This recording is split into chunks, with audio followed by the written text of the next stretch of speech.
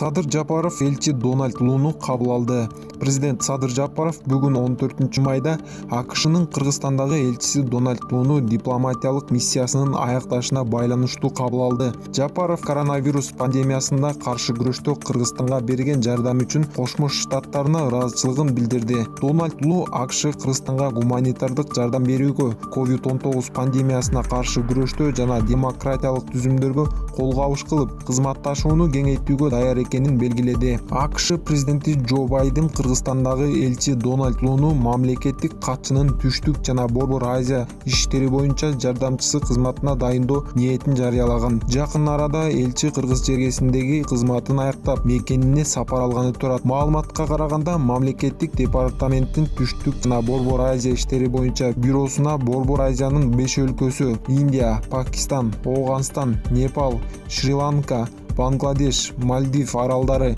Бутан кирет. Дональд Лу АКШнын Кыргызстандагы элчиси болуп 2018 жылдын 18 сентябрында дайындалган. Жээнбеков камакта жаткан Мелис Аспековду сотко бере турганын айтты. Кыргызстандын мурдагы президенти Сооронбай Жээнбековдун адвокаты Асылбек Кочкоров камакта жаткан активист Мелис Аспековдун билдирүүсүнө жооп кайтарды. Анда экс-президент жалган жала жапканы үчүн Аспековду сотко бере турганы айтылган. Бул билдирүү карандай калып, коомчулуктун көңүлүн өзүнүн ыплас иштерине алаксытып, башка жакка бурууга дандалбас уруп жатканына кимге болбосун түшүнүктүү.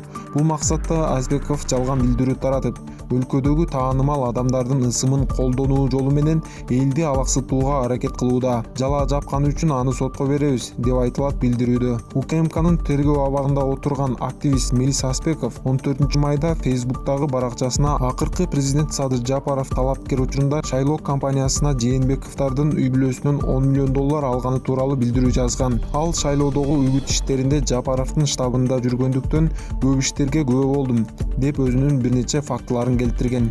Бирок буга чейин Садыр Жапаров Аспеков анын шайлоо штабында иштебегенин билдирген болчу. 10 январда 1 май райондук сотунун чечими активисттер Мелис Аспеков жана Улан Жураев Кыргыз темир жолу ичканасынын жетекчилигинин арызынын негизинде камакка алынган. УКМК алар бул ишканадан $250 миң талап кылганын, сотко чейинки териштирүү жазык кодексинин опусалап талап кылуу беренесинин негизинде жүрүп жатканын билдирген. Кийин Жураев үй камагына чыгарылган.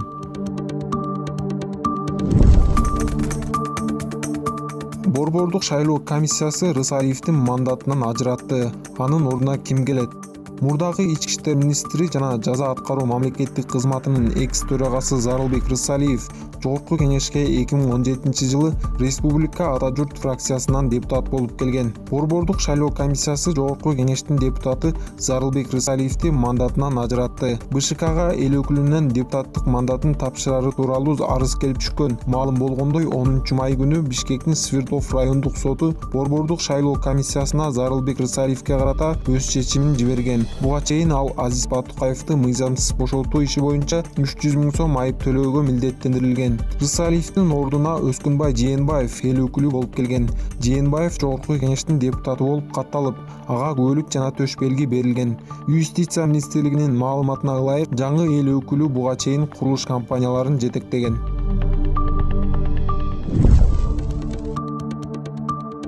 Кыргызстанда доллар улам төмөндөп жатат. Доллар акыркы жолу бир жума мурда арзандаган.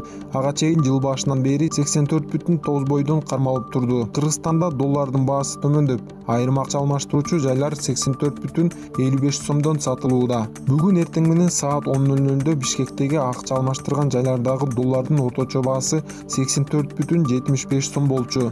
Доллар акыркы жолу бир жума мурда арзандаган. Ага чейин жыл башынан бери 84,9 бойдон кармалып турган.